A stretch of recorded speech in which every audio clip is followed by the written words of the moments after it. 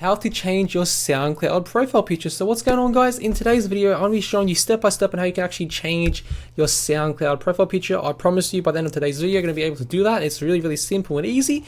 So with that being said, let's begin today's video. Now let me just move my face out of the way so I can show you how you can actually do this.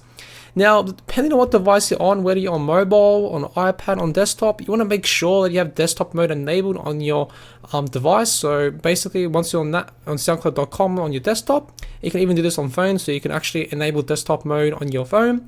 Then all you have to do is just simply go over here to your profile. All you have to do is click on Add, and you can basically click on Update Image right here to update your profile picture on SoundCloud. And it's that simple, guys. And another way you can actually update your profile picture is by simply clicking on the Update Image button right here, and you can actually change your SoundCloud profile picture instantly. Okay, it's that easy. That's how you can actually change your SoundCloud picture. It's really easy and simple to do, as you've seen me just do right now. And yeah, I hope you enjoyed this little tutorial. Make sure to leave a like on the video. It really helps out the video.